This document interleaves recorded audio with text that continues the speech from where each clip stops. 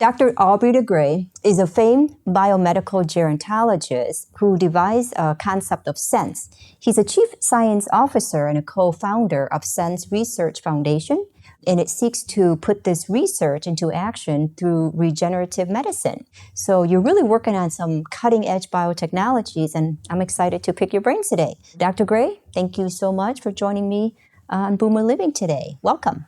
Thank you for having me on the show. Can you start by giving us a brief overview of what SENS is, what it stands for, and what does that mean? Sure. So SENS is an acronym, S-E-N-S, not F-E-S-N-E, and it stands for Strategies for Engineered Negligible Senescence, which is a hell of a mouthful, so we never really bother with that. We simply mean that we are all about developing medicines that can deliver comprehensive rejuvenation. So rejuvenation, of course, means reversing biological age. It means taking someone who has reached the age of maybe 60 or 70 and putting them into the same state of health, both mentally and physically, that would be typical of a younger adult. Now, what that means is basically restoring the composition of the body to what it was at the molecular level and the cellular level. Because after all, the body is a machine. Of course, it's an insanely complicated machine, but it's still a machine. So its function is determined by its structure, right? So if we can repair essentially the damage that the body is building up throughout life, so to make that damage be low enough that the body doesn't mind about it, then we restore health. That's what it's all about. It's really conceptually just like what you would do in terms of preventative maintenance on a car that would allow the car to live for 100 years, even though it was only designed to live 10 years. In slowing down the aging process and what SENS is trying to accomplish. So the difference between slowing aging down and reversing aging, actually rejuvenating people, is absolutely key to understanding what we do. And in fact, really, if you had to ask what is my personal single main claim to fame scientifically, it is the fact that I was the first person about 20 years ago now to realize the initially very counterintuitive thing that reversing aging is easier than slowing it down. People would think it's got to be harder, right?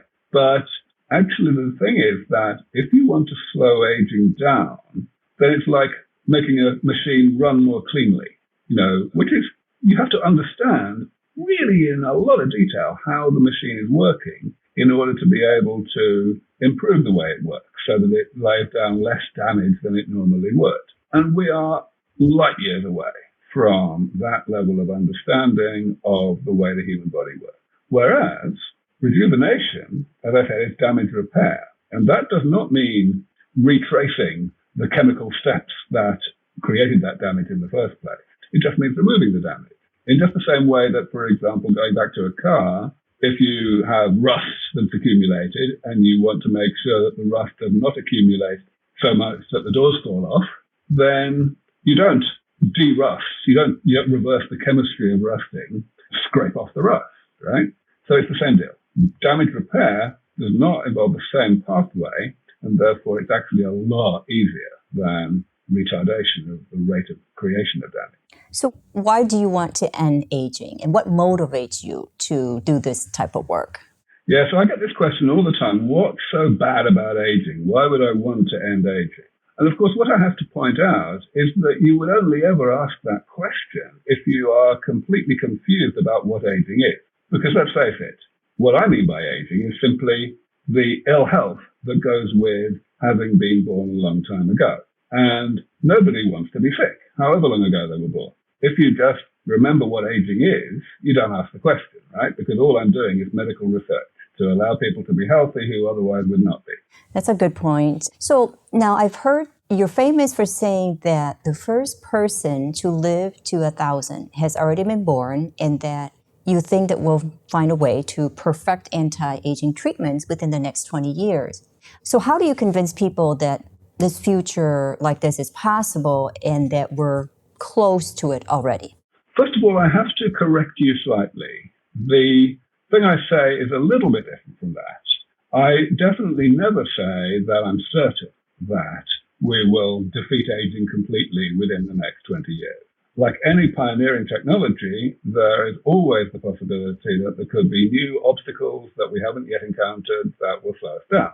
So I say that there is a 50% chance that we will reach that point in the next 20 years, actually more like 15 years now. But I totally accept that there's at least a 10% chance that we won't get there for 100 years. So that's important to remember. Other than that, though, you're quite right. This is what I say. So let me take both of your statements that you're quoting me as separately. The first one about longevity. As you say, I have claimed that the first person to reach the age of 1,000 is already alive. In fact, I think that person is probably already in middle age. So that's a very strong statement. And it arises from my answer to the second statement, which is that I think we will comprehensively, completely bring aging under control in the next 15 years or so. In order to explain why, I need to divide our efforts chronologically into two parts. First part being what's going to happen, in my view, with 50% probability in the next 15 years. And the second part is what's going to happen after that. All right? So, in the first part, what's going to happen is not the complete defeat of aging. The complete defeat of aging would mean the development of medicines that can completely repair and eliminate 100% of the damage I mentioned earlier that the body does to itself throughout life as a consequence of its normal operation, and that eventually starts to make us sick. We will not be able to do that. But I think we will be able to get close enough to that, maybe repair 2/3 of the total damage that is being created, of these many different types, of course, that we will be able to buy time. Essentially, what's going to happen is we'll be able to take these fairly good rejuvenation therapies 15 years from now and apply them to people who are, let's say, 70 at that point. All right? And that will not take them back to being biologically 20, but it probably will take them back to being biologically, let's say, 40. Which means that they won't be biologically 70 again until they're, let's say, 100, right? Because that will be how long it takes for the damage to catch up. Now, at that point, the therapies will not help us anymore because the only reason we didn't get back to biologically age 20 in the first place was because the therapies are not perfect. They only repair, let's say, 2/3 of the damage. But the thing is, when the person's 100, they won't get the same therapy. They will get the benefit of all the work that people like me will have been doing in the meantime during those 30 years to improve the therapy. So if we say that the damage that the first therapies work on 15 years from now is the easy damage and the rest is the difficult damage, then 30 years later, the therapies will be able to repair some of the difficult damage as well. So in fact, we will be able to, if you like, rejuvenate the same people that are 100 now and biologically 70 for the second time, so that they won't be biologically 70 for the third time until they're, let's say, 150.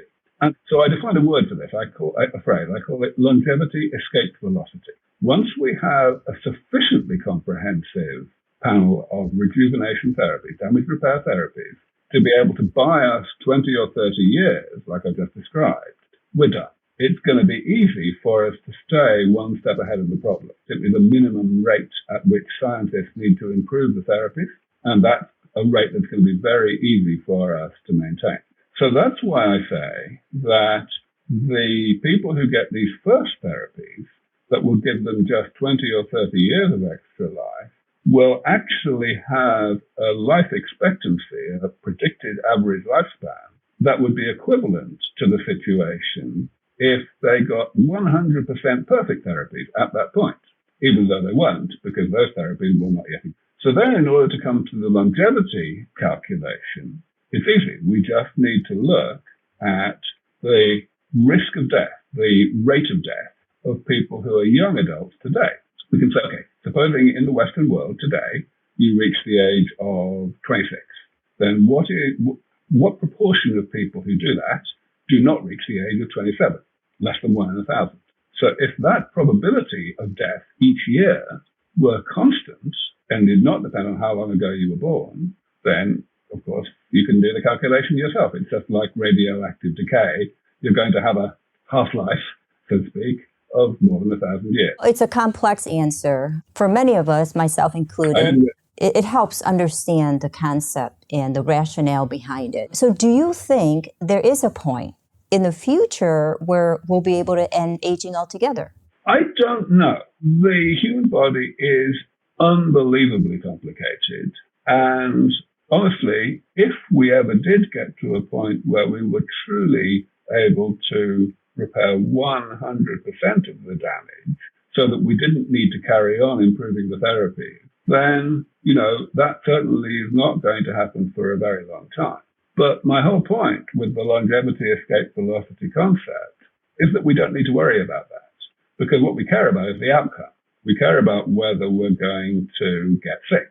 And since the body is already naturally set up to tolerate a certain amount of damage, it's okay to have that damage. Okay, we just need to maintain a level of progress so that the damage never gets above that threshold that the body is already set up to tolerate. So do you think all the new biotech have a dark side to it?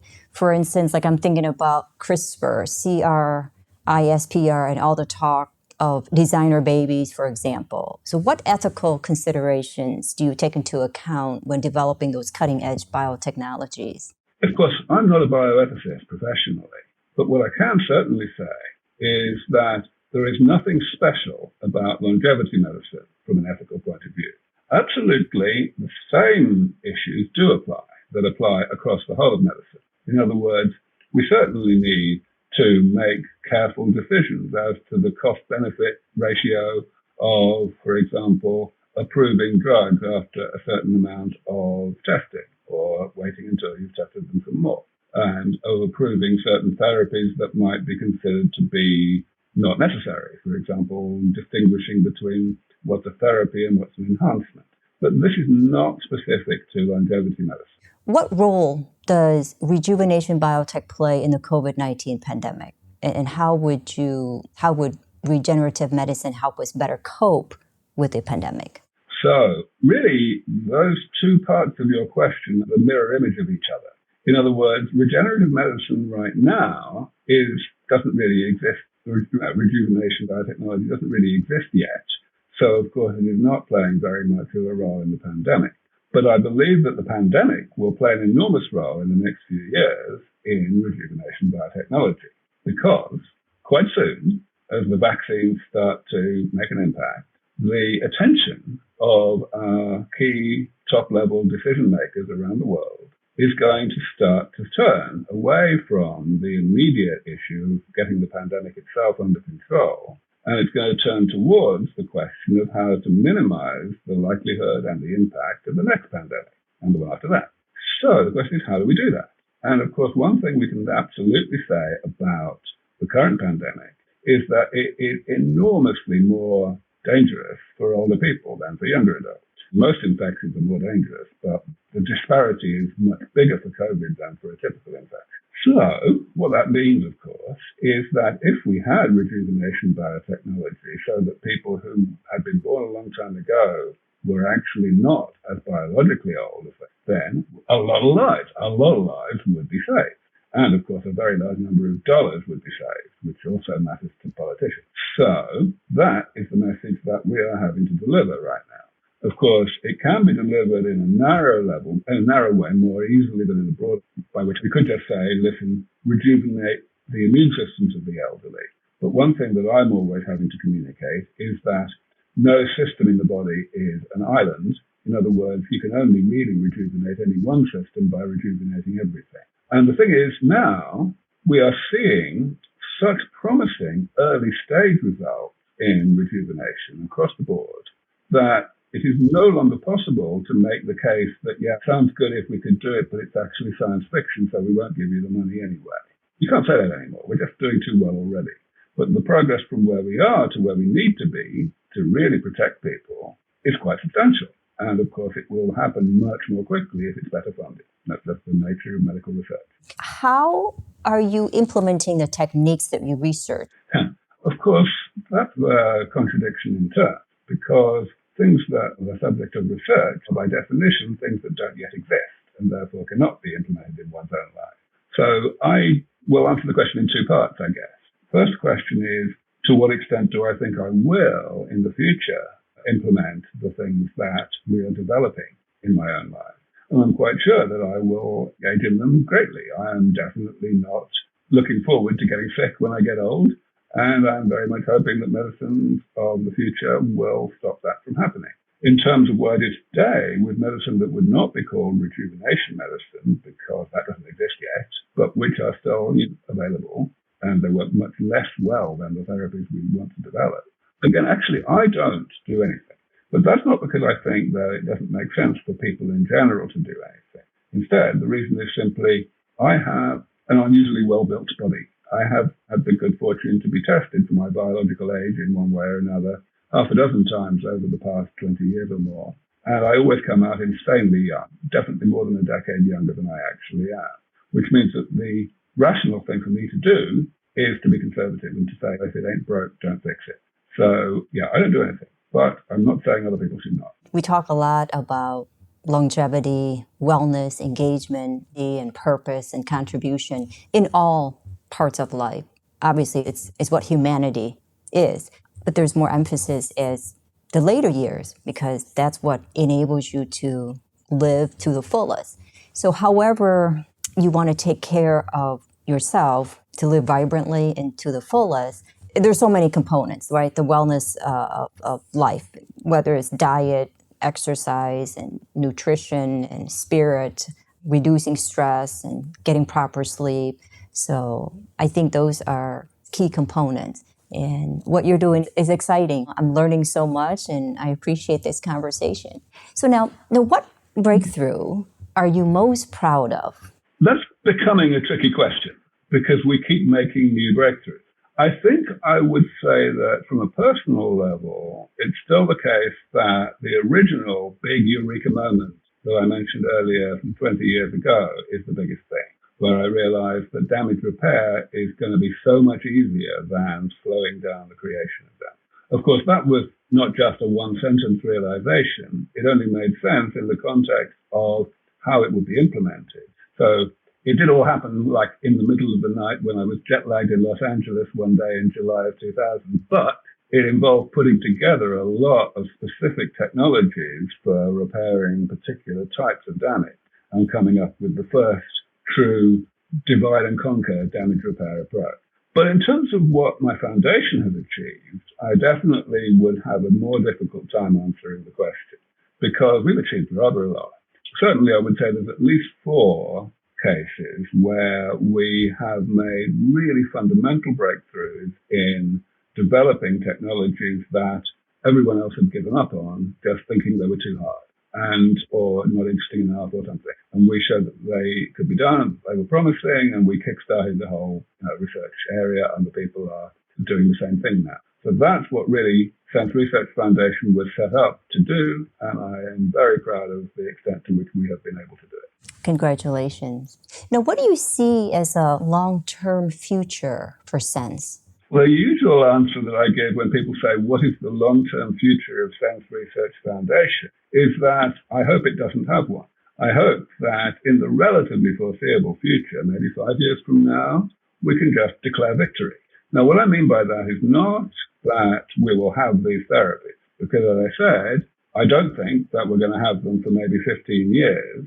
Furthermore, I know that we're going to have to improve them after that in order to maintain longevity escape velocity. But already what we are seeing is that Sense Research Foundation is successfully handing off project after project to other groups. In particular, over the past 3 or 4 years, it's become possible for us to spin out projects as startup companies. Of course, the big requirement in order to do that is that there should be investors out there who are courageous enough to join the dots and see their way to eventual revenue.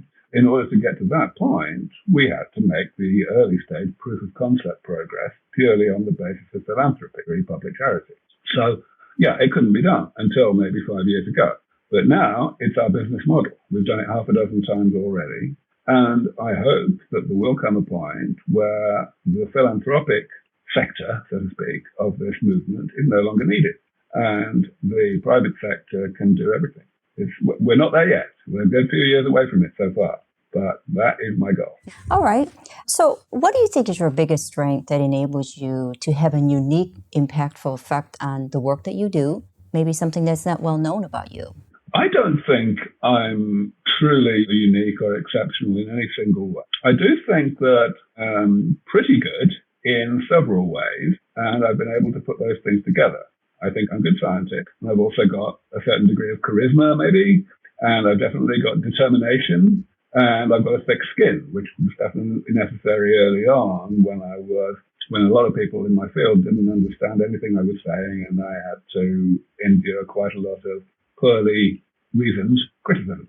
So it's really the combination of all those things. I feel I use all of them in combination, and without all of them, I would not have been able to achieve what I have. Absolutely. Those are great virtues and qualities that you have to endure and be very dedicated in this whole journey.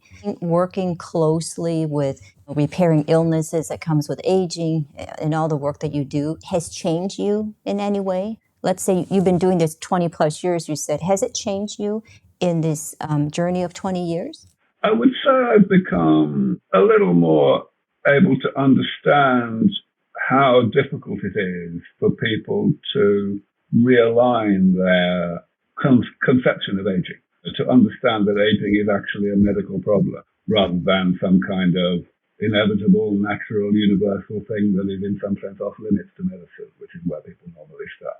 At the beginning, it just struck me that people were just hypnotized. I actually invented the phrase the pro-aging trance to describe it. I've become more charitable over the years, and I've understood that we've had to put up with aging since the beginning of civilization because we knew that we had no idea how to do anything about it.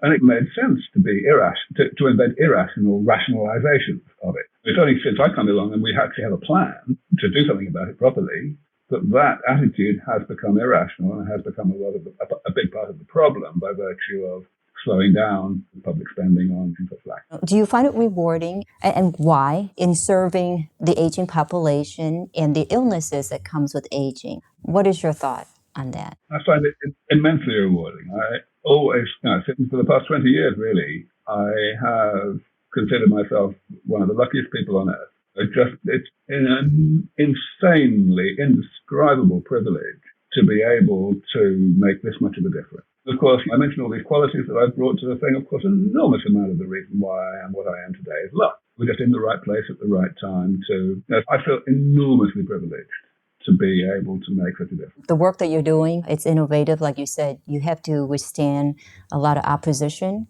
So I admire your dedication and determination. Now, do you have any other thoughts that you would like to share? I think you asked a very good spectrum of questions, and thank you. I think I've been able to communicate that things are going really well, but still we have some way to go. One thing I should probably emphasize in elaboration of what I said about projects moving from the philanthropic sector to the public sector, or to the private sector, is that the things that are still being funded philanthropically are still very underfunded. The reason we have adopted this business model of spinning projects out as fast as we can, as soon as we get investors that are interested, is very simple. That investors write bigger checks than donors do on average, which means that the projects go faster on account of having better resources. And that means, of course, that the projects that are not yet at that stage are still going at a rate that is limited, severely limited, by shortage of financial support. So I would just like to urge anyone who wants to know more about this to have a look at our website, sense.org, and learn more about it, ask questions. Anyone, there's a nice friendly donate button on the page, but of course for large donations there are other ways. And the reason I do all these interviews and lectures around the world all the time is to get the word out and to get this stuff to happen faster and save more lives. Absolutely. I'll make sure to include your profile, your website, all of your links in the show notes so that listeners and investors would like to reach out to you. It'll be readily available. Thank you so much. Fantastic. Thank you again for having me on the show.